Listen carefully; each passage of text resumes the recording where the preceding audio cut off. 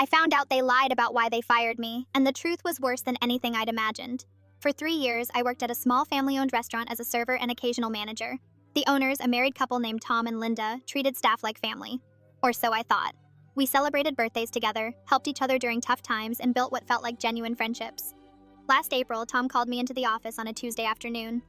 The restaurant was quiet between lunch and dinner service. He looked uncomfortable, avoiding eye contact.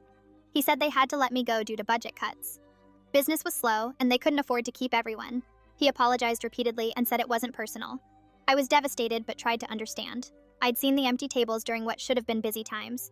I cleaned out my locker, said goodbye to coworkers, and left feeling sad but not angry. These things happen in the restaurant industry. 2 weeks later, I ran into Jenny, another server who still worked there. We met for coffee and she seemed uneasy. Eventually, she admitted something that made my blood run cold. They'd hired someone new. A girl named Ashley had started the day after I was fired, working my exact shifts. I felt confused. If they couldn't afford me, how could they afford a replacement? Jenny explained that Ashley was Linda's niece and she was working for less money under the table. No taxes, no official employment. They'd essentially replaced me with cheaper family labor while lying about budget problems. The betrayal hit hard. I'd trusted these people. I'd covered shifts when I was sick, worked doubles without complaint, and genuinely cared about their business success. And they'd lied straight to my face. I wanted to confront them, but I also needed a reference for future jobs. I was stuck.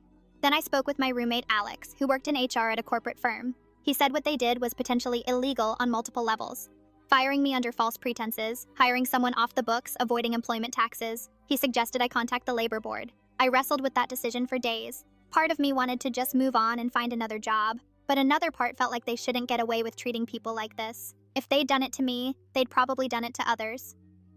I filed a complaint with the state labor board. I provided my employment records, pay stubs, and a statement about what happened. I also mentioned the under-the-table arrangement, though I felt guilty about potentially getting Ashley in trouble. She probably didn't know she was part of something shady. The investigation took months. During that time, I found a new job at a better restaurant with professional management. The pay was higher, and I realized how much I'd been undervaluing myself at the old place. Eventually, I got a call from the labor investigator. They'd found multiple violations. Tom and Linda had been doing this for years with various employees. They owed back taxes and faced significant fines. The investigator thanked me for coming forward because my complaint had opened up a larger case.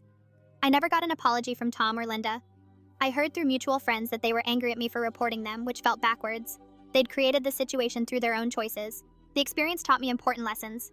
People can seem kind and caring while still being willing to exploit you when it's convenient. Trust is important, but so is protecting yourself and knowing your worth. Sometimes the family atmosphere at a workplace is genuine, and sometimes it's a manipulation tactic to make you accept less than you deserve. I'm grateful I spoke up, not just for myself, but for whoever might have been next in line for their dishonesty. Real family doesn't lie to your face and replace you with